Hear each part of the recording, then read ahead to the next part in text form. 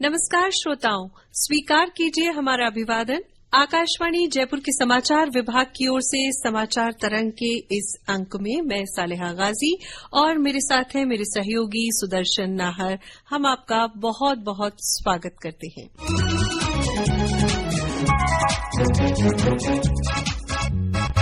श्रोताओं, हम हमेशा से सुनते आए हैं कि जल है तो कल है, जल ही जीवन है। पानी प्राकृतिक संसाधन है जिस पर हमारा जीवन निर्भर है।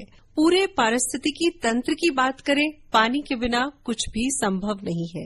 हाल ही में हमने विश्व जल दिवस भी मनाया, जो एक वैश्विक पहल है जिसके माध्यम से ताजे पानी के महत्व और दुनिया भर में पानी की कमी से निपटने की जरूरत पर जोर दिया जाता है। इस पर विचार विमर्श किया जाता है। प्रदेश में भूजल की स्थिति और प्रबंधन, इसी विषय पर चर्चा करने के लिए आज हमारे साथ स्टूडियो में मौजूद हैं सेंट्रल ग्राउंड वाटर बोर्ड के क्षेत्रीय निदेशक मनोहर सिंह राठौड़।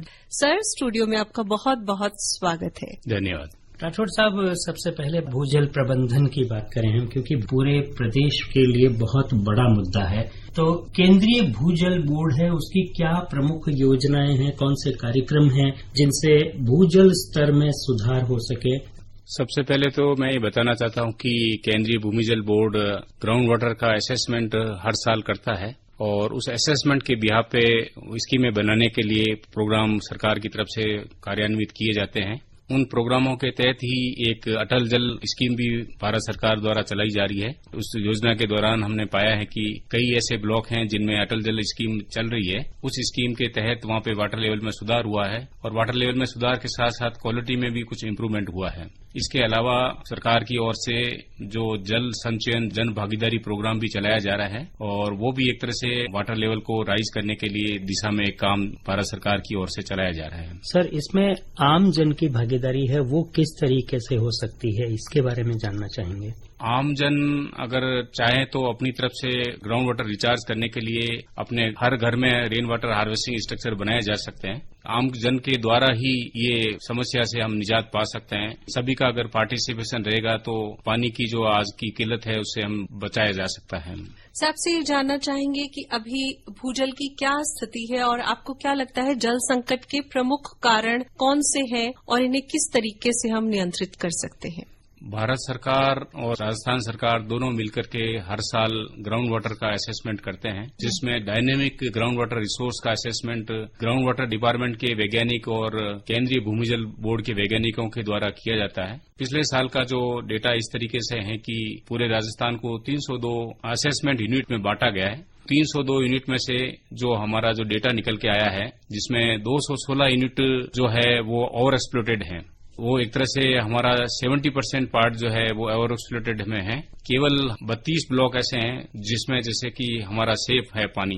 ओवर एक्सप्लॉइटेड का मतलब ये होता है कि अगर हम 100 लीटर पानी अगर जमीन में डाल रहे हैं तो उसमें से अगर 100 से ज्यादा निकाल रहे हैं तो वो एक तरह से ओवर एक्सप्लॉइटेड है। इसी प्रकार से क्रिटिकल, सेमी क्रिटिकल और सेफ जो है ना, तो ये कैटेगरी हमारे यहाँ से निश्चित की जाती है।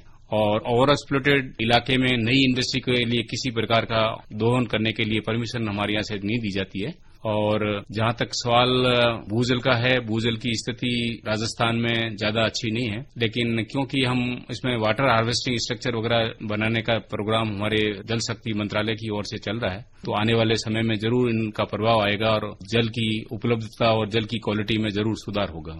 सर, जैसा कि अभी आपने बताया कि वर्षा जल संग्रहण के लिए भी स्ट्रक्चर्स बनाए जा रहे हैं। जहां तक बढ़ती आबादी और शहरीकरण की बात है तो जाहिर सी बात है इससे दोहन बढ़ता ही जा रहा है। तो क्या पानी के न्याय संगत उपयोग के लिए आप किस तरह से लोगों को प्रेरित करते हैं?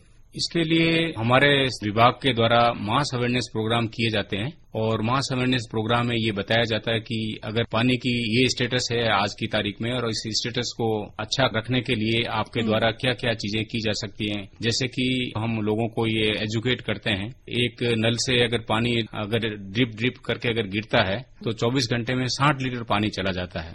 इस तरीके की चीजें हम जनता को बताएंगे तो पानी को बचाना ही एक तरह से पानी को सहेजना ही सबसे बड़ी बात है। और राजस्थान तो पहले से इस काम के लिए फेमस रहा है कि यहाँ पे पानी की जैसे उपलब्धता कम थी, तो उन्होंने जो बावड़ियां और जो टांका पद्धति जो बनाई वो आज भी हम साइंटिफिक तरीके से बनाते हैं। तो हमारा तो प्रदेश पहले से ही पानी सहेजने के लिए प्रसिद्ध रहा है। जरूरत इस बात की है कि हम हमारी जो पुरानी पद्धतियां हैं उनको अपनाए हैं। जब से मैकेनाइजेशन हुआ तब से चीजें कुछ ग्राउंड वाटर वगैरह डीप चला गया, क्योंकि डेवलपमेंट भी जरूरी है और पानी को सहेजना भी जरूरी है। तो इन दोनों में सामंजस्य बिठाने की बात है, तब जाके हम दोनों ही चीजें साथ लेके चल पाएंगे। जी, बहुत ही सही बात आपने कही कि पानी को सहेजना विकास के साथ साथ बहुत जरूरी है और अपने आप में उसको बचाना ही हमारी सफलता है। क्या आप ऐसी कोई सफलता की कहानी या क्षेत्र विशेष की कोई अच्छी कहानी हमारे श्रोताओं के साथ साझा करने चाहेंगे कि भूजल प्रबंधन नीतियों के आपको अच्छे परिणाम मिले हों?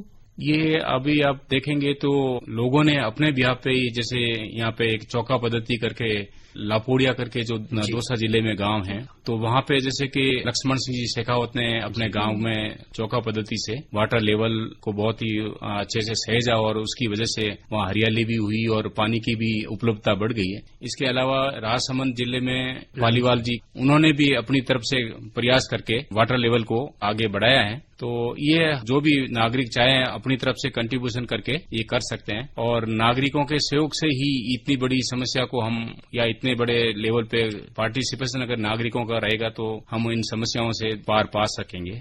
आपने जैसा अभी पिपलांतरी का जिक्र किया और लापोड़िया का जिक्र किया, तो आम जन की भागीदारी है वो इसमें महत्वपूर्ण भूमिका निभा रही है। यहाँ जो आपका विभाग है वो इसमें तकनीक को किस तरीके से काम में ले रहा है ताकि भूजल की गुणवत्ता और उसके स्तर के बारे में नवीनतम जानकारी उपलब्ध हो सके? इस कार्य के लिए हमारे विभाग द्वारा साल में 4 बार वाटर लेवल मॉनिटरिंग किया जाता है और वाटर लेवल मॉनिटरिंग के अलावा 2 बार हम वहां से सैंपल दे करके वाटर क्वालिटी का एनालिसिस भी करते हैं। इसी काम को आगे बढ़ाने के लिए भारत सरकार के द्वारा अभी हमारे जो 1500 ट्यूबवेल और बनाए जा रहे हैं पूरे राजस्थान में, उन ट्यूबवेलों के ऊपर डिजिटल वाटर डेटा रिकॉर्डर लगेगा और उसमें टेलीमेट्री सिस्टम भी लगेगा। तो वहां पे मैनुअल की बजाय मशीन के द्वारा हमको हर 6 घंटे में वाटर लेवल वहां से मिलता रहेगा। तो एक तरह से हम एसेस कर पाएंगे कि वाटर की आज की तारीख में क्या स्थिति है। तो वो असेसमेंट करके हम लोगों को बता सकते हैं कि आज राजस्थान में पानी की या उनके ब्लॉक में पानी की क्या स्थिति है। तो वो स्थिति बता करके हम उनको एजुकेट कर सकते हैं कि पानी इस लेवल पे है, अगर आप अभी से ही सुधार करेंगे तो आने वाले समय में किसी प्रकार की समस्या का सामना नहीं करना पड़ेगा।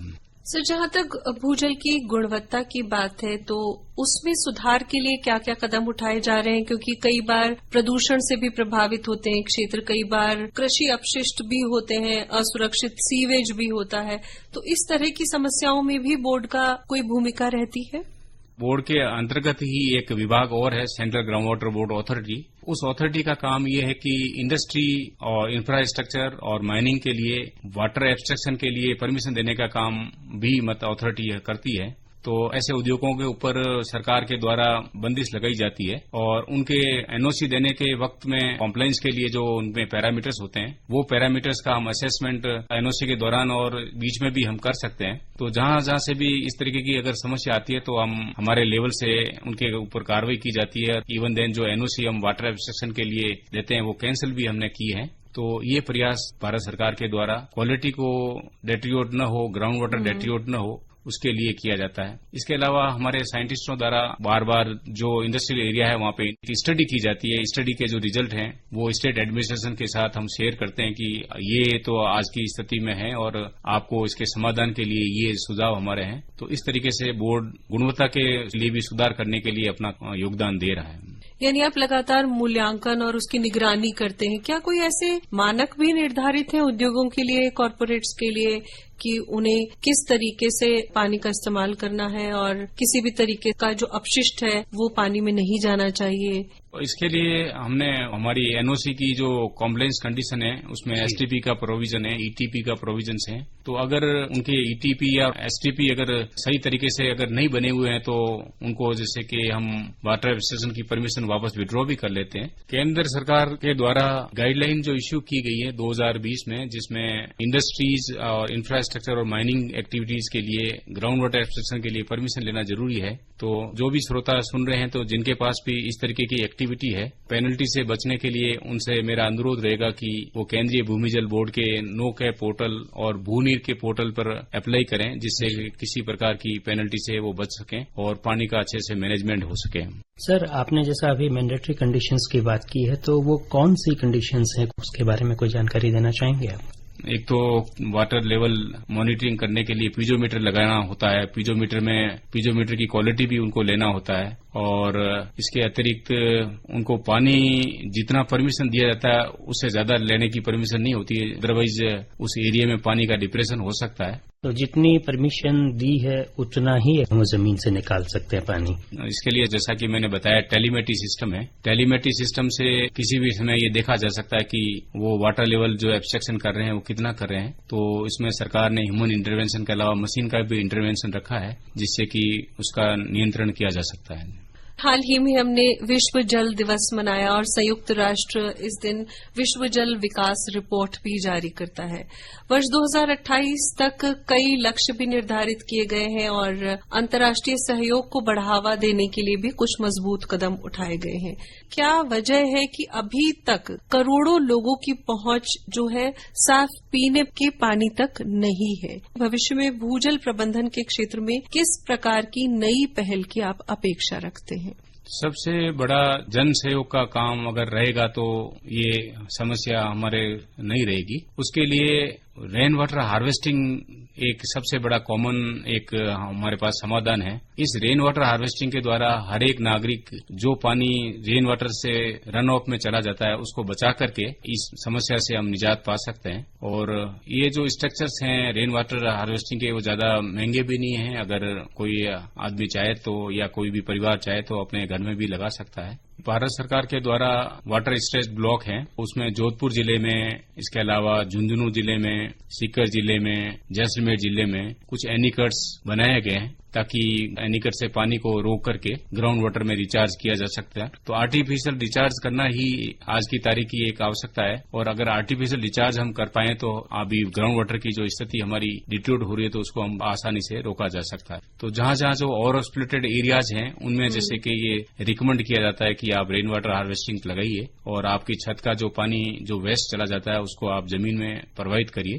जिससे कि कहीं न कहीं ग्राउंड वाटर की क्वालिटी और उसकी क्वांटिटी में भी बढ़ोतरी हो। तो उसका ये स्ट्रक्चर, इसके लिए कई बार हमारे यहाँ रिकमेंडेशन देते हैं कि भाई उस इलाके में कौन सा ग्राउंड वाटर स्ट्रक्चर सही काम करेगा। तो ये सेवाएं भी केंद्रीय भूमि जल बोर्ड के द्वारा दी जाती है। भूजल से जुड़े विभिन्न पक्षों पर बातचीत करने और हमारे श्रोताओं के साथ ये सभी जानकारी साझा करने के लिए राठौड़ जी आपका बहुत बहुत धन्यवाद। पानी अनमोल है और सभी मिलकर पानी बचाने की मुहिम में अपनी भागीदारी अवश्य निभाएंगे, ये हमारा संकल्प है। हम चाहेंगे कि आप भी इस कार्यक्रम के माध्यम से श्रोताओं से इस संबंध में अपील करें।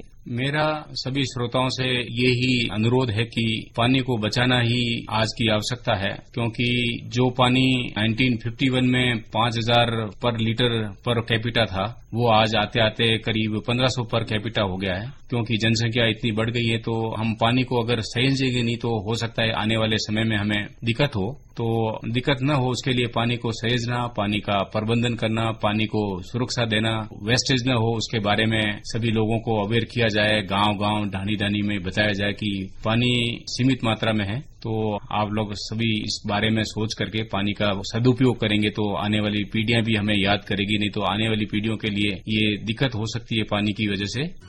पानी को सहेजना और इसका कुशल उपयोग ही आपका संदेश है। एक बार फिर बहुत बहुत धन्यवाद। और श्रोताओं, आपसे इजाजत लें उससे पहले बता दें कार्यक्रम का संपादन किया राजेंद्र सिंह डारा ने और प्रस्तुतकर्ता रामनाथ मीणा।